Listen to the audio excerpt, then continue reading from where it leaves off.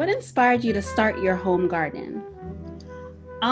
Growing up, really, I've always been like around plants. My mom always had a garden. She was always growing something. So it just kind of been like a natural thing for me to be like surrounded by plants.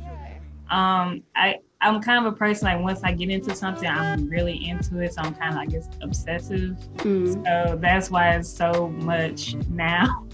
But yeah, I think it's just natural for me to always be surrounded by plants. that's awesome. So how did Plant Ed evolve? When did you decide your exploration and interests deserved its own Instagram page? So, like I said, I've always had plants. I've always like posted about them, I guess like on my main page. And plants to evolve because like people always ask me like the same questions and like they're like, how can I, grow this? What is that plant called?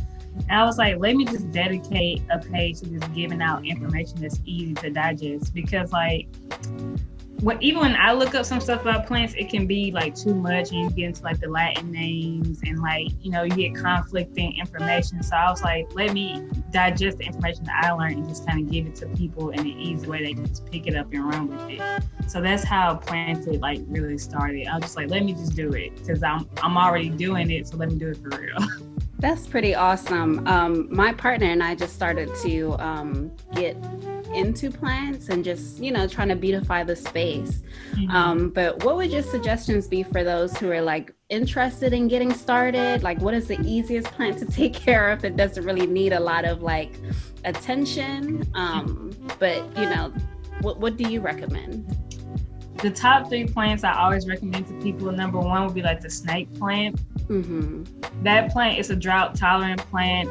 It can grow in any conditions, high light or low light conditions. You can literally just sit that plant down and you don't even have to water it for like an entire month and it'll do its thing. The other plant I would recommend is the ZZ plant. It's also another drought tolerant plant. It's even more drought tolerant than the snake plant. So you literally you can just put it up against a window in the corner somewhere. They both tolerate high light and low light. And then the third plant I would say is the pothos. That plant you have to give a little bit more attention, but like it kind of gives you like the satisfaction of like a binding plant. People like that jungle feel. So that plant gives you like the jungle feel, like you get like a bunch of them. So those are the top 3: the snake plant, ZZ, and pothos. Awesome, thank you. What are your top 5 plants? Which one do you like the most? They kind of rotate, but I'll give you the bird of paradise. That's behind me. Oh, nice. You can't see, but the bird of paradise, a dumb cane, bitter leaf fig, monstera delicioso. Did I say that right? Yeah. That's 3. The neon philodendron. And the ZZ plant. These names. Yeah. That's like awesome. I'm pretty terrible at the Latin names, so like I'll go find the common name.